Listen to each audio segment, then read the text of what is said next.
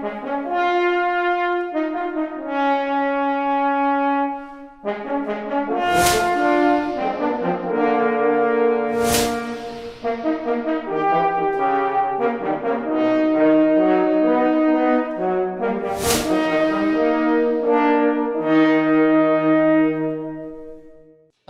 do we got going here today, Kevin? That's up to you, Bruce. I'm gonna explain the episode. You're gonna tell us what episode it is. Gonna mansplain it. What do we got? Court martial? No. Right here it is. Shore Leave, directed by Robert Sparr. Yeah. And written by Theodore Sturgeon. And Theodore Sturgeon, he did another episode. He did Amok Time. Uh-huh. Now, this guy was probably the most prolific writer at that time. He was everywhere, in every anthology series, every book, everything. But they had some trouble with him at the beginning, you know. They did. Writing stuff that, you know, couldn't really be practical. Okay, Theodore Sturgeon, but he's good. And this was December 29th, 1966. What else do we know about it? It's episode 15 by air date, and production order was 17. Was 17. Yeah. Now, who did you say directed it again? That was Robert Sparr. Robert Sparr. They said he had trouble working with the actors, or the actors had trouble working with him, and this was the only time he shows up in Star Trek. Yeah, and then they kind of let him go. Except I read that Bruce Mars said he was fine.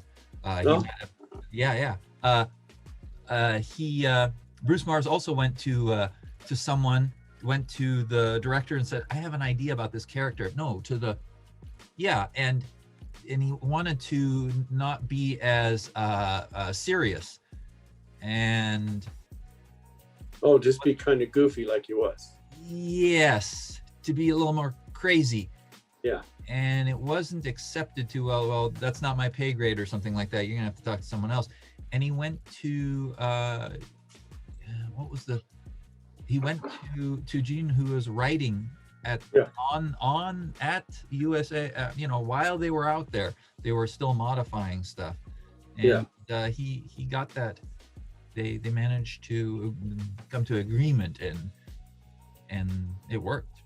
That's good, because I couldn't imagine him as a very serious, I'm going to beat your butt kind of guy, because that's all his part was antagonizing and beating up. So I'm going to explain briefly what this episode is. So it's called Shore Leave, and that's exactly what this episode's about. It's about people I don't know, why did they beam down to that planet? I don't know why in the first place. Is it just because they come across this planet and they said it's Earth-like and we're going to go check it out? I don't know what reason they give us. I forget. Did they even give us a reason? I don't think so. Or were they tired and they needed to? No. They went down to investigate, and this was a surprise to them. So why did they go there? Because it was next in line, next thing they had to do. Well, I don't know that so however they found out about this planet. So they beamed down, and McCoy and Sulu are on the planet's surface, and they're just checking it out. And they're going, wow, this is a great planet. It looks like Earth. It smells like Earth. It's got weird plants, but really, this is a great place. And so Dr. McCoy says, hey, this is kind of like Alice in Wonderland. Now, why he made that reference, I'm not exactly sure. But then all of a sudden rabbits come up, and then a little girl comes out. And if anyone that's watching this episode knows Alice in Wonderland, you know the story, and that's what starts happening. But then as other characters come on, Sulu's thinking about something, other things start happening. It makes it a mystery. Kirk beams down. Kirk is thinking about his best friend and not really his antagonist while he was in the academy.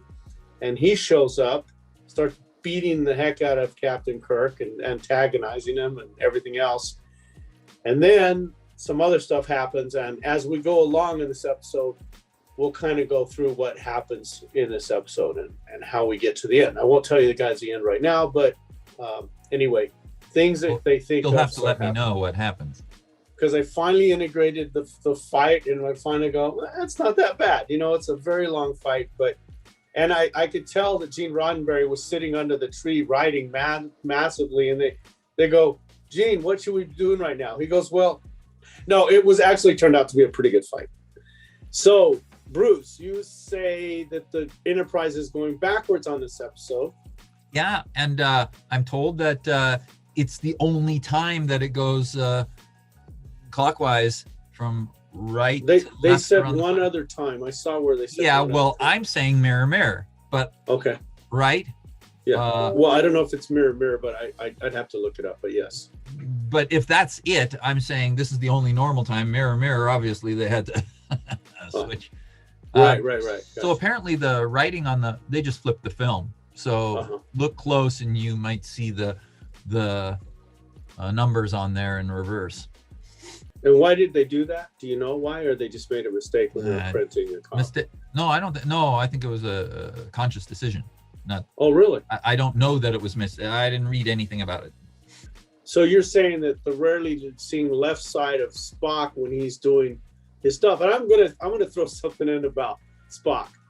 Yeah. I noticed that in the last couple episodes, he's getting kind of cocky, and maybe I'm kind of pushing it a little bit, but he's becoming cocky. He says, people need shore leave or whatever. He goes, myself accepted, of course. I mean, he's just kind of cocky in this episode. So then we've got, let's see here. We've got them beaming down, but I guess he doesn't beam down this. You got the picture of her, Yeoman Tonia Barrows. Yes. So Yeoman Barrows and Captain Kirk and Spock, which is really, it is a funny little vignette. Do they call it a vignette? A little piece of the film where, Spock's or Captain Kirk's going, I got a crink in my back, Spock. Can you work it out for me? And Yeoman Barrows. And the funny part is right when he kind of steps down and moves a little forward, so you can see that it's not really Spock. And that was cute. It was a cute little thing, right? Yeah. But what do you have? Advanced arthritis? The deadly years. Oh, what is that referring to? Because in the deadly years, he, Captain Kirk goes to McCoy and he says, well, what is it? It's just a little muscular, strain. It's advanced arthritis, And here he's in pain too. She's digging. He's in pain. I think I like the way they kind of built up that Kirk does need a rest. He's, I just love this. Yeah. Right there. Yeah. Dig in, Mr. Spock. And then the way he steps up there just to show Captain Kirk. That's enough. That's enough, Yeoman. Yeah, we got to show that. Yep. Exactly. So, in the beginning when we see the poor bunny suit, they kind of knew that that was over the top. NBC didn't want it too fantastical. And Billy Blackburn, who you see play Lieutenant Hadley or Ensign Hadley or something in all the episodes, he was inside that suit, and he got a little claustrophobic in that thing. Yeah. Straw. What'd they do to Sean Kenny, who played in The Menagerie, right? He played Captain Pike. Yeah. A straw because he had all that goop on him. Oh yeah. Yeah. Oh, I love this one too. I put the same thing. No animals, no people, no worries. It's a classic line, I think. I mean, no one ever uses it, but I think it's really pretty cool. No animals, no people, no worries. But it wouldn't really. They had to change that. It was no animals, but there have to be insects. Otherwise, those plants wouldn't work. So they couldn't have no. Oh, did they say no insects? No life at all, right? So. Oh, I see. So what was I saying? Oh man, I now I needed to take better notes. I put just what the doctor ordered. I guess That's what he says. He says later on in the end of the episode, that's just what the doctor ordered, when they all agree, hey, you could come down here and do your shore leave stuff. And McCoy says it's what the doctor ordered.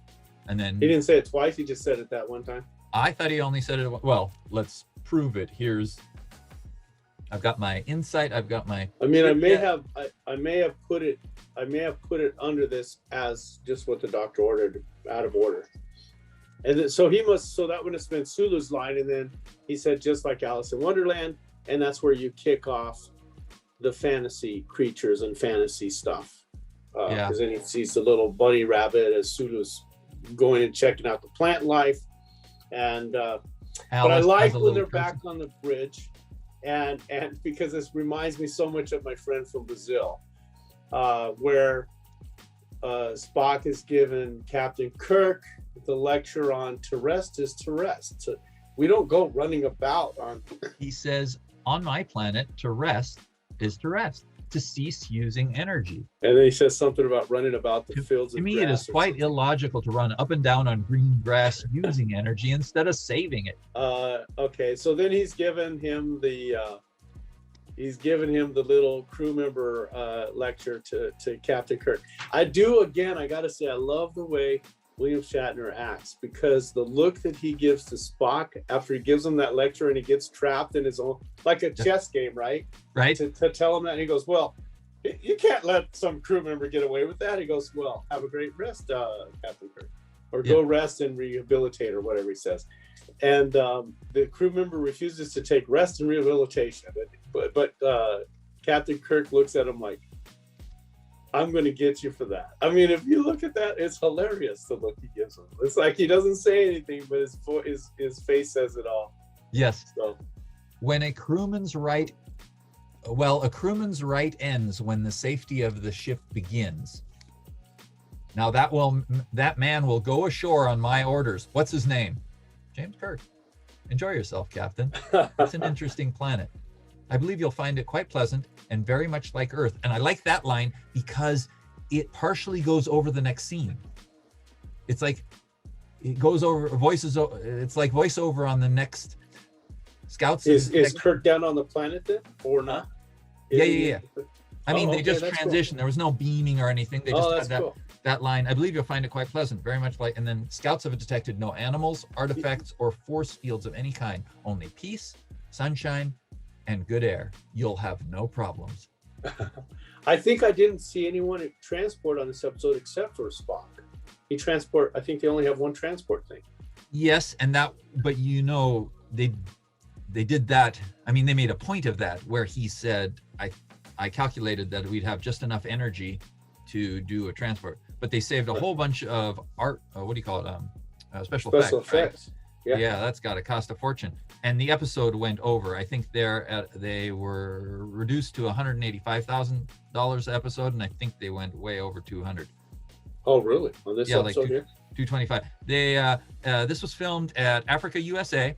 Yeah. And at Vasquez Rocks. Yeah. And apparently one family owned both of those. Oh, okay. And so they had scenes going on at both places. And then... so was the rent really high to shoot there? Location must be expensive, period. They got to bring everything along, all the makeup people. Those lights had to be, like you could see those lights were intense. Those had to be the old filming lights from way back, man. Those heavy duty ones, because you could see the shadows in the daytime. Yeah. I mean, that's how bright those suckers were. Yeah. Okay, so Sulu, it cracks me up because again, what? And we saw it before with Yeoman Rand, right? Was that Yeoman Rand? Yeah, where he's got the hand puppets. Yes. And then this one, he's going out and he finds his gun. And I've always wanted one of these. So Sulu's this constant collector. I mean, I would hate to go into his quarters on the Enterprise because I think he barely had enough room to sleep. Right. Remember the episode Naked Time where Lieutenant Riley says, "Oh, now he wants me to the fencing thing. Last week it was botany. You remember? Yeah. And then Sulu's saying, no, this is fencing tones the muscle. He's trying to justify all these different hobbies that he's trying to push on people." Yeah. I mean, this one, it's the gun. And I love the way he explains the pistol to Captain Kirk. And now I know why George Takei did not like William Shatner. Why? Because in this episode, he took his gun away. He's like, give me that and quit playing around with that gun. Remember his description, right? So then what do we have? We have the epic and ongoing Finnegan fights. The Finnegan fight. Or the Finnegan taunting and fighting. I mean, it was ongoing. But I have to say, I'm honestly not lying to you when I said it grew on me this time. It really did. It really did.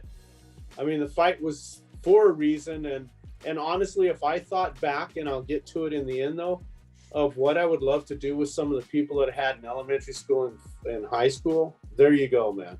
I would love to have a good epic fight with them, you know. So we're getting to that.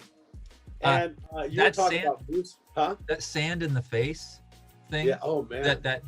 That really had an impact on me decades ago when I saw it. I go, oh my God. I mean, this is a real ass. And he really was. I mean, he really made himself an ass in this thing. He really did. He cheated. I mean, he threw. Oh yeah, he cheated a sand in his face. Huh? Well, the time he says, I can't get up. And oh yeah. You know, I mean, he was a total butthead. No wonder Captain Kirk, and that's why I love the fight scene, because he was relentless, and I could see him in the academy, right? This guy that just constantly pushing you, and so for Captain Kirk or Kirk, what was it, Lieutenant Kirk at the time, just wanted to beat his butt. Oh, and then he goes, yeah, run away. When he hears that woman screaming, and he goes, and Finnegan goes, yeah, run away. Run away. So we were talking about Bill Mars. Bill Mars played Finnegan. No, Bruce Mars, I think. I'm sorry, Bruce Mars. You're right. Bruce Mars played Finnegan, and I guess he became a preacher after he was what? I don't know how old he was. You know. Really? He gave up. Yeah, he gave up acting and became a preacher. Uh-huh. Yeah. Let's see. Listen to remember when McCoy says, and you being a very serious cadet, and Kirk, I like the way he knows about himself. He says, serious, I'll make a confession, Bones. I was absolutely grim, which delighted Finnegan no end. He knew. So we have the girls down there. We have a lot of like little sexual innuendos. Now, I know you don't like it when I say this, but honestly, Yeoman, man, I gotta... Tonia Barrows? Tonia Barrows, yeah, whatever Yeoman was. I mean, saying it to McCoy, and then she did it a couple times. Oh, hey, would you really, when he says, you know, I'd love to, you know, you've got a lot of great qualities. Do you really mean that? You know, I mean, she's just kind of like... Yeah. And I mean, and I think in other episodes of other shows, they kind of deal with that. They're with one person and then they're with someone else, you know. But what was the lady's name who is working with Rodriguez? She was in 3 episodes, right? Oh, yeah. Barbara Baldwin, Angela. And you know who she is? She's Joe D'Agosta's real wife. He's the casting guy. Oh, really? Oh, wow. Yeah. Oh, cool. Well, there you go. I'm looking at one in particular where you see the body of water there and a blue fluffy thing, and and I like the way they did a lot of the voiceover, or the words went over, like I said, Spock did, across to the next scene without being in it. And she dies in this episode in the beginning, right? What is the character's name? No, she doesn't. She dies toward the middle or toward the end when she gets shot with the aircraft. When she gets shot, but she comes back. Right. Well, you know how I look at that scene when she dies? They're running away from what's the strafing run? You know, right? Yeah, Here comes this plane, and they're running. And to me, I always watch it, and I have to almost laugh because she walks right into that tree. I know she slows down and she's like injured and she's gonna die right there, but the way it looks to me, or the way I'm imagining it, run, wham, right into the tree. That's why I put that little shot in there. Well, yeah, she gets shot. It's not obvious that she gets shot, but when she runs into the tree and falls down, it's obvious that she's gotten shot. Yes. And they spray the trees, a couple of trees, with some red. Well, they made a comment. I read about the red stuff, and that, you know, it just kind of took away from the thing. I don't think it really did. I mean, I didn't really notice it all that much until I read about it. Then, did you notice that Yeoman Barrows, that when her tunic, she calls it a tunic, but I looked up tunic. I don't think she's using the right word. she keeps referring to her tunic, but when it's first torn, she's got it torn on the right-hand side. Yep. And then I don't know why. I mean, that is such an easy correctable thing. I think because Don Juan was pulling her from the right, they wanted it on the left. Because they totally changed where it was torn. Right. It was torn in the beginning. It was torn on this side, and then later on, when Don Juan is coming to the clearing where they're all going to meet at the end, and he takes off, it's torn on the other side. Yeah, and then they said it wasn't torn, but that's not true. She has the strap kind of thrown over her shoulder, which it is still torn. I agree. So, yeah. I agree completely with you. Right? Do you see that? Yeah. Okay, so it's after all the pointing. I'm going to go follow the girl. Of course, the captain's going to follow the girl, and he's going, I got a thing about Alice or the rabbit. Yeah. Okay, right after that. And when they catch up to her, and she's explaining what she was thinking of. Yeah. And it says, and I thought that was so well done on her part. And McCoy says, sounds like Don Juan. Yes. It was so sort of storybook walking around here, and I was thinking all a girl needs is Don Juan, just daydreaming the way you would about someone you'd like to meet. Mr. Sulu was with you. Where is he now? He ran after him. Stay with her, doctor. Okay, so that section where she naturally says the just daydreaming, the way you would about something, I thought that came out so perfect. I was listening to her like, this is exactly what happened. I think sometimes actors can pull it off, and I thought she just did a marvelous job right there in explaining that scene. I don't know why. It just seemed. No, I think it's worth watching. I think it's worth mentioning too. Yeah. There are times like when Kirk, William Shatner, I've already told you I'm a fan of his acting, his ability, and Spock's as well, or Leonard Nimoy.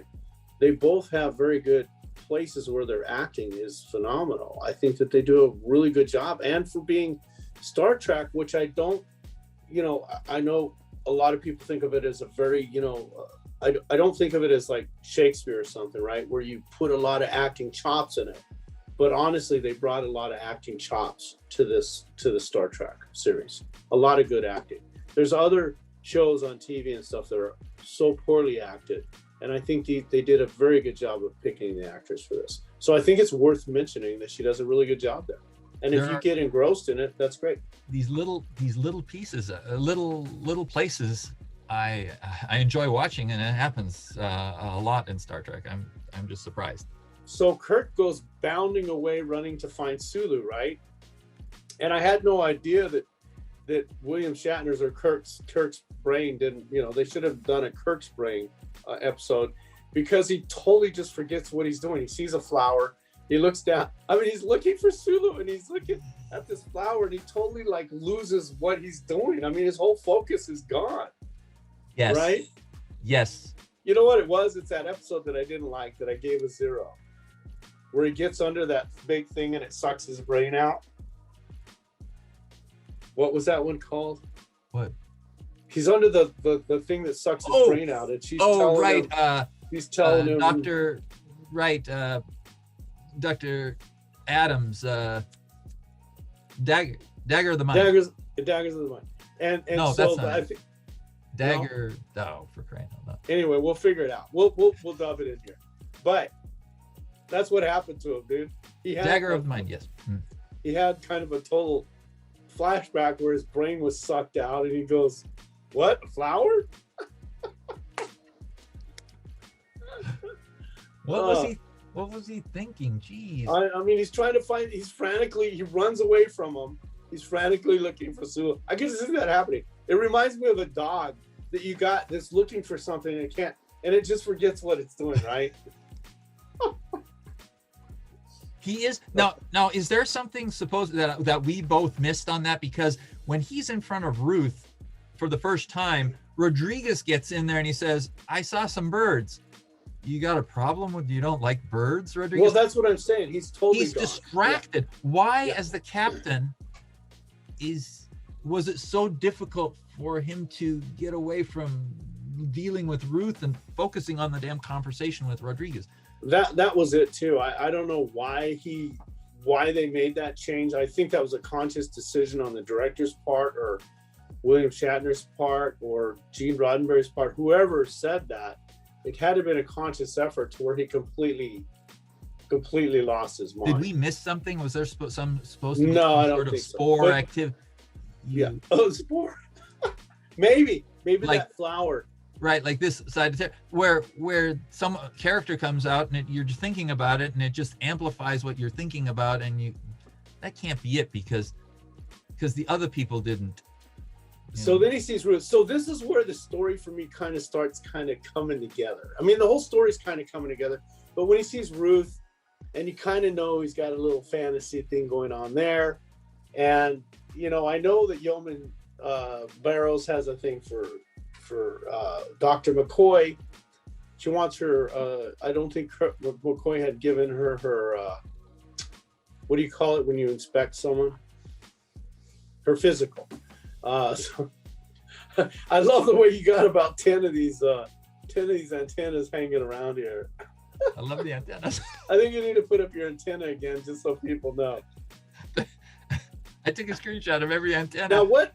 So the netting behind, I guess we were talking about the sunscreen there, or where they're trying to screen behind DeForest Kelly. So sometimes they'll put stockings over the lens, right, to diffuse. Well, in this case, they have some sort of screen that makes it look like they are on a set or something, but I know they've got a screen there on the background. It has concentric rings, almost like a Fresnel lens, but it's some sort of thin fabric or something. Maybe you know how they did that, but that scene, they did. I didn't. I noticed that they used, if you look at Spock when he beams down too, either they use the same lens or something. There's a few times when the shot's not as clear as the other time. So, but DeForest Kelly, these shots should be pretty clear because he's not that far away, or with the Spock shots, he's further in the distance.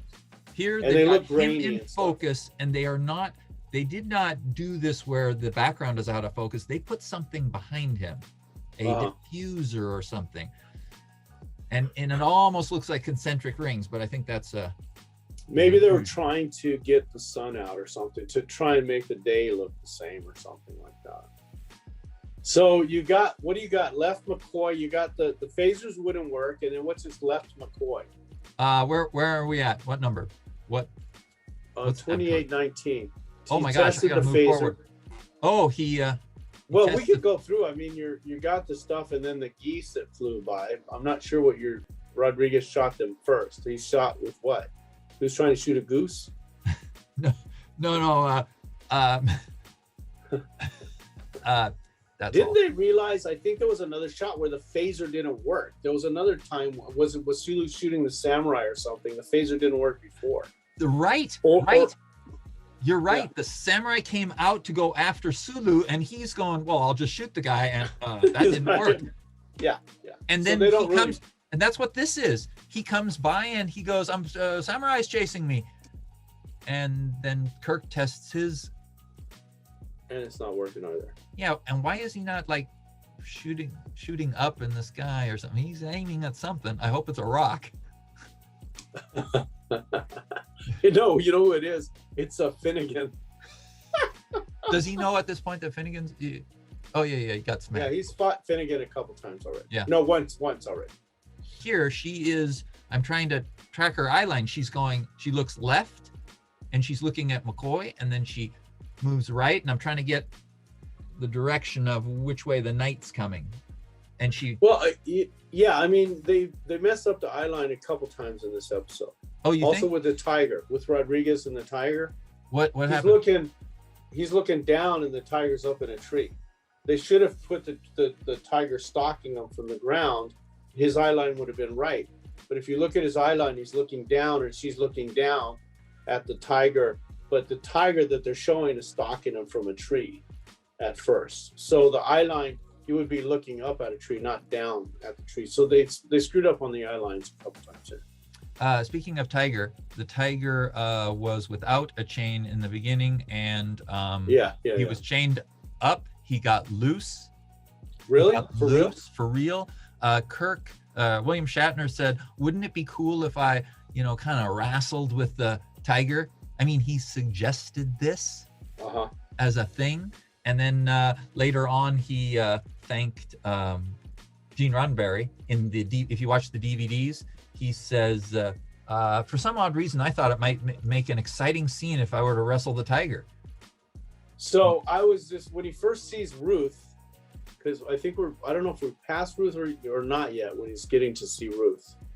I thought Ruth was after the knight. Didn't the knight attack and then he saw Ruth? The strafing run. Oh, yeah. No, he has to go and pick up that flower, right? Yeah. And then he goes and helps Rodriguez. Where is that in this mess? Who knows? Yeah, I don't know, but then there's a couple things that I've noted here. And then I wanted to say, and I know I had said this to you before, but I just want to say now with Emily Banks, man, she was a young man's fantasy because I was looking her up and I see so many Photoshop photos of her in underwear and, from the Star Trek episode, like in the bra, like posing like that. It's unbelievable how many people put her face on other bodies, and I go, this is someone's fantasy work here, right? It's just cracks me up. So I wonder how she felt about that. Very popular, a lot of fakes. Yeah. My dear girl, I'm a doctor. When I peek, it's in the line of duty. But you do catch him glimpsing over there, right? When he's saying this darn communicator's not working, and then he kind of... Yes, and I made a comment specifically about his line. Okay, so then we got the things then when McCoy gets stabbed by the fake knight because he's talking, he goes, this should be a knight, and I don't know, he's a little too cavalier about that whole thing. That's going to happen to him because of the way he's delivering his lines. At that point, he's going to get stabbed by the knight. It's pretty obvious. He's cavalier. It's pretty obvious. It's obvious to me. To the sophisticated watcher. Look, I'm going to say I'm going to say what I used to hear. It's obvious to the most casual observer. If you guys disagree with me, go ahead and do it. But I think it's obvious that he's going to get stabbed by the knight when he says, "Oh, there's nothing that can happen here. It's all an illusion." Probably. I consider myself a little lower, and I don't catch a lot of stuff. So you didn't catch that he was going to get stabbed by the knight? Well, come on, you knew he was going to get pierced. Oh well, but you say that because he had a lance. Is that what it's called? Yeah. Dude, he was going to be skewered like a barbecue on Sunday, man. No, he's a main character. Nothing can happen. No, he doesn't have a red shirt on. He's going to get skewered. He's just too cavalier about it. He's like, yeah, it's not real. There's nothing going to happen to me.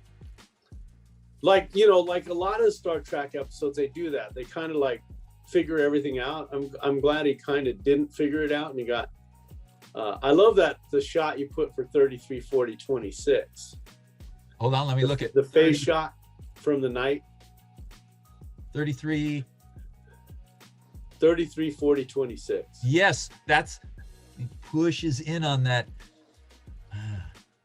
I don't know how they made that mask, but it's pretty good.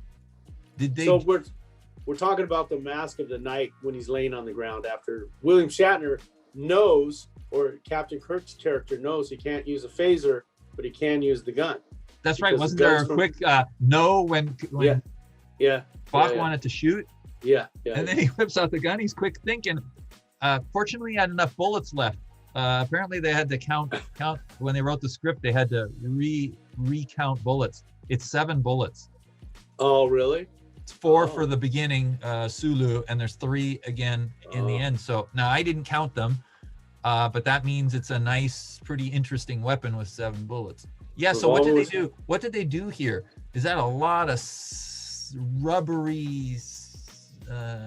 Well, I think it's a real dummy. It's like a real. They made that mask for when you poke it, it creased a little bit. Yeah. It's some sort of whatever they made it out of. Yeah, it was a good effect. And I bet if we read the things on that, it's probably the same guy that made the eggs. The frying egg. Oh, Yeah. what's his name? Wah Chang or something like that. I forgot, but I bet it's the same guy. Yeah, they had good people coming up with creative ways to fool us.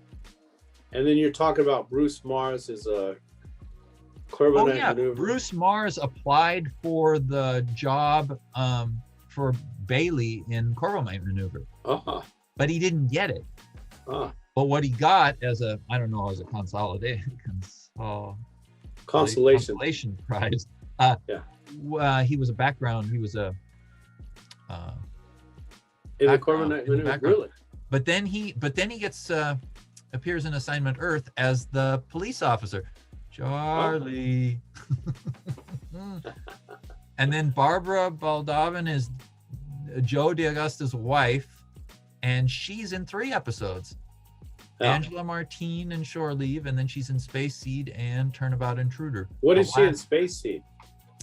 Yeah, I don't know. We could look that up later. We're gonna watch Space Seed. You want to watch that episode sometime? Oh yeah, we're going to. Space Seed? Yeah, you want to do that? Yeah, it's coming up on our list. Okay, well maybe we're going through all of them. We're on a Star Trek. We're on a 5-year mission, man. All of them? Yes, you knew that. I love that you have her running into the tree. That should be, honestly, that picture should be a poster for something. I don't know what, but I love the way, and it looks like he's assisting her a little bit there, right? He's kind of, he goes, "Oh, keep going, babe." What are those? I think DeForest Kelley or Dr. McCoy says his first name because I was a little confused. I'm going, are they the same person? Oh, Esteban. So Esteban is Rodriguez, right? So he says Esteban. Right. Unless he screwed up, but I think it was Esteban Rodriguez. Yeah. Sure. Oh, Dr. McCoy, I said he likes to carry things. Have you noticed that in most of the shots in this thing, he's carrying something? He's carrying like a little stick behind his back when the rabbit runs by, and then he's walking with what's her name, the yeoman, and he's got another little plant in his hand. So in a lot of shots, he's carrying a little stick. I mean, I think he must have been fidgety. I'm kind of fidgety too, so I know what that's like. You want to play with something. So I bet during the offshoot, when he's not shooting, he had little things to fidget with, and it happened to be those plants. So he's got a little stick in one time and then a plant. I hadn't noticed that. And I've heard of actors that like to have props, things, grab something off of the desk, and that helps them do their emoting. But wow, I didn't notice that. So the P-51, I believe that is a P-51. My brother loved the P-51 Mustang when he thinks of the plane, when Rodriguez thinks of the plane.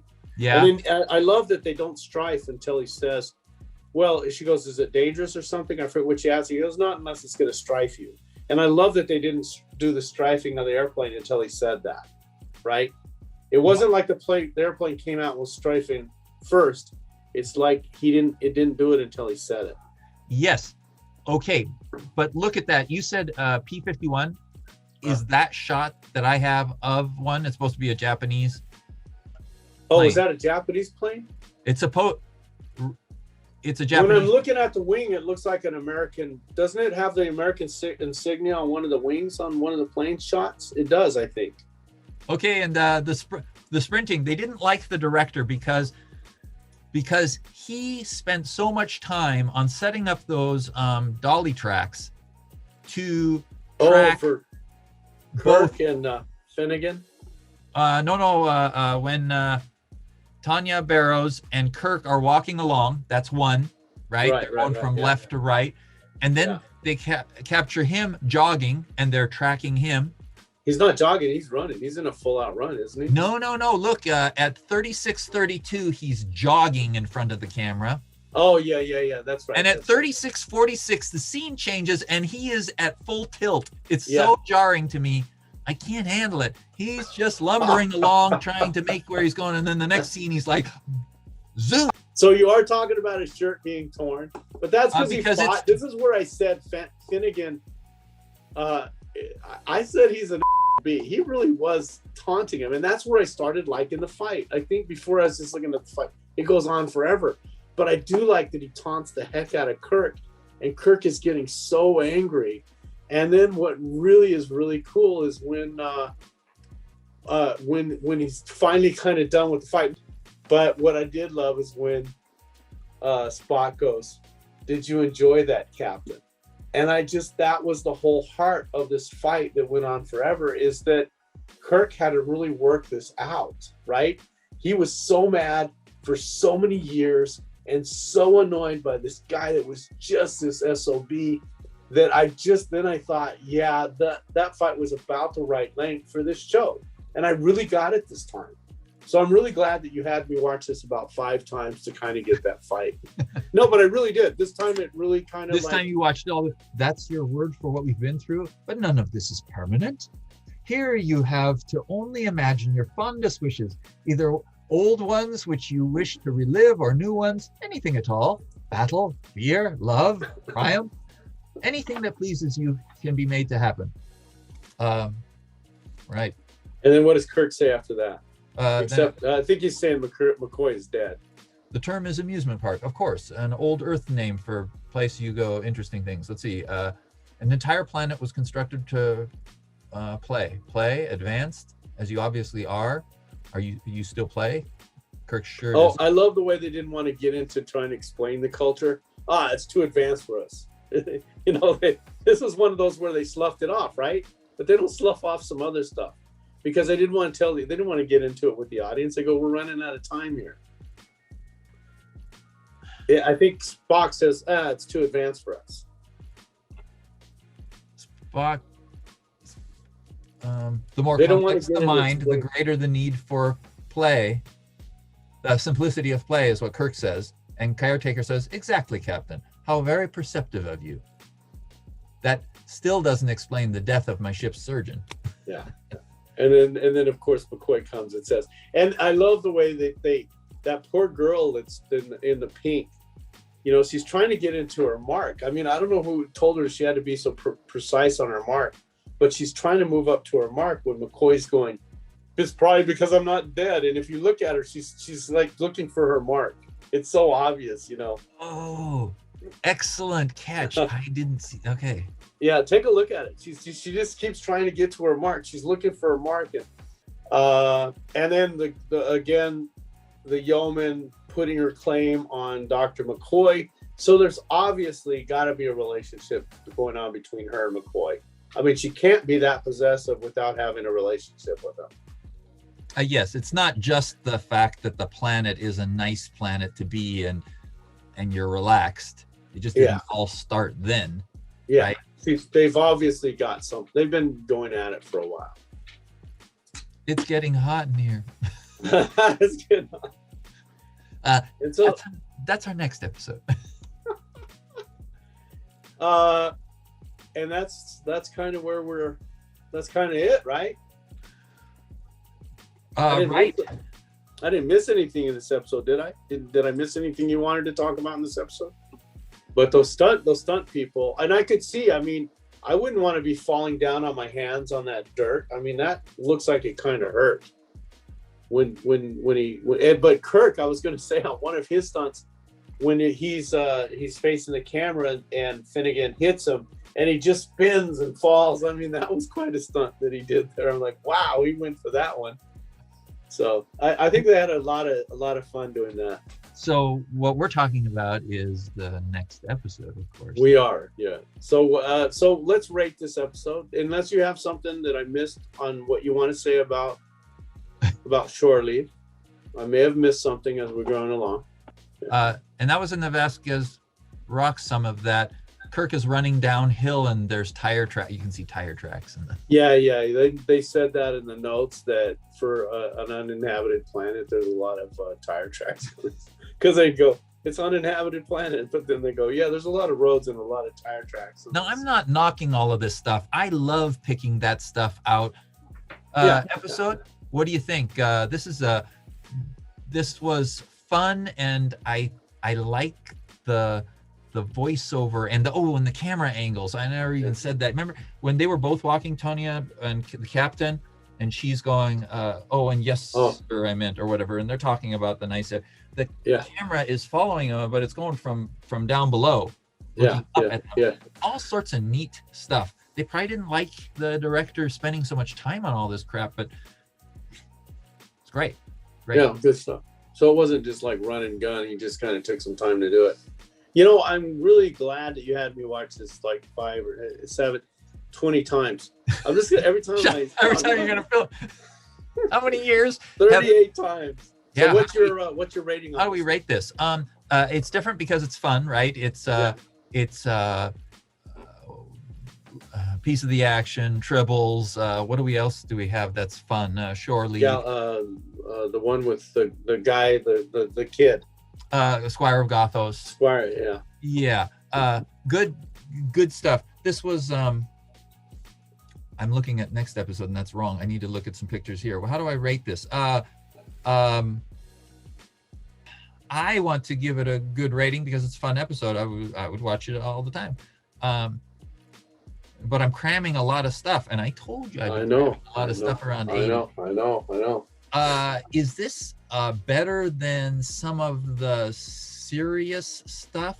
Is it better than some of the stuff we're going to see towards the end of the 2 seasons? Yep. This is a first season episode. They still got it, and they squeezed it out of Theodore Sturgeon. They made something out of it. It's I'm going to say 75. Why? It's good. Yeah. I give it a 75. I was going to give it like a 70, but I think, like I said, I think it's got some merit to it, a lot of merit now in my mind. I think I'm going to give it a 78. Oh my gosh. Yeah. All right. Yeah. Look at that. It went up, and because I could make more sense out of things, I think it went up, Yeah. So we got next week. Yes, and next week I've got a episode list. Who would have thunk? So someone. It's going to be one of your favorites. Well, let's see here. No, I don't know if it's going to be your favorite, but it's got one of your favorite props in it. Yeah, this is going to be. So we were 15. We're going to go to episode 16, the Galileo 7. Yeah.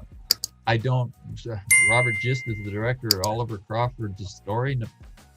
Don't know him. And we're starting the new year. It'd be January 1967. Oh wow! Yeah. So the Galileo 7. I really liked that episode because of Spock learned some stuff. Oh, and Boma. He's not geologist. What's Boma? He's the one that's his antagonist. He's Spock's antagonist. I don't know why but we can talk about it when the episode. I don't know why he had it in for Spock the whole time. I just don't understand that relationship. Seems like it was old news that he brought into this episode, right? Well, maybe we'll talk about that after we watch it a couple times. Maybe it was like William Shatner and Finnegan, Captain Kirk and Finnegan. Maybe it's old stuff. Oh, I don't know. I was trying to figure that out when I was watching it. But anyway, Yeah, that's all right. I could go read some stuff and I could do some more research on that. But I do know that you like the shuttlecraft, and the shuttlecraft is one of the main characters along with Spock. And you're right. I like blueprints, and I like ships, and I like the shuttlecraft. I still have a model that I don't do models, but as a kid, I thought I could do a model, and shuttlecraft was one of the models, and I still have that model there. I slathered on paint because I thought that you used brushes. Do you have that handy? Yes. Because I think we're going to want to see that next time. We'll want to see it. Remind me to dig it out. I have it. Now, which one is it?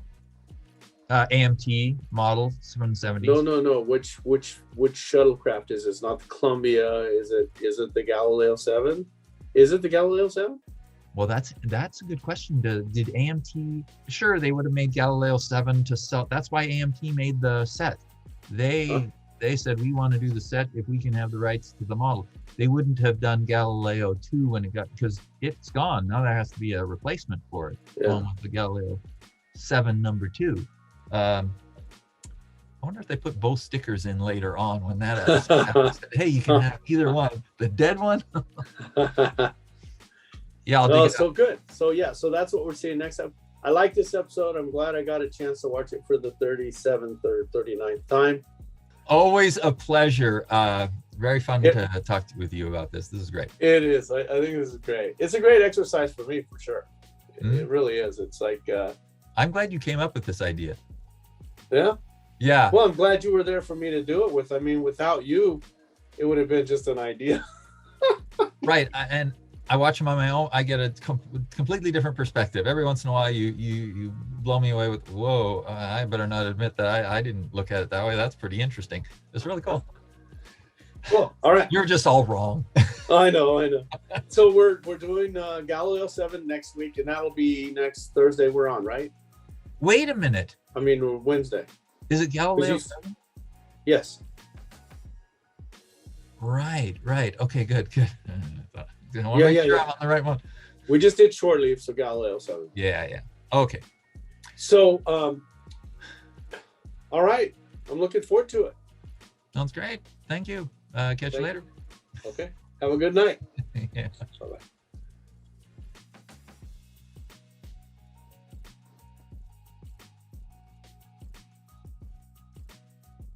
You still have Finnegan for a couple of days. Have some more of a fight. Just kidding. If I walked up to you and I said, "Hey, Bruce, you really need a rest. You look like hell," and most of the other people here look crazy or terrible, except for me, of course. You wouldn't you think he's a little bit cocky, or you know? I guess so. And he probably does that a couple times in the episode, and I probably just went right. He's a little arrogant in this episode. Now you're saying something about DeForest Kelly's lip. Oh, just because of the way he's moving his lip. He's just doing his See, you're so detail oriented on these things. You're like getting right in on that thing. I didn't even notice his lip. I noticed the back of Sulu's head. I mean, isn't that great? It's like a little kid wanting to keep a toy. Come on, Mom. You see this thing here? It just and the parent says, "I'll hang on to it." He says, "Yeah, exactly." No, Kevin, you got to watch it. Did you fall asleep again? You got to watch it again. Oh, no. Okay, Bruce. Yeah, it fires lead pellets propelled by expanding gases from a chemical explosion. Yeah.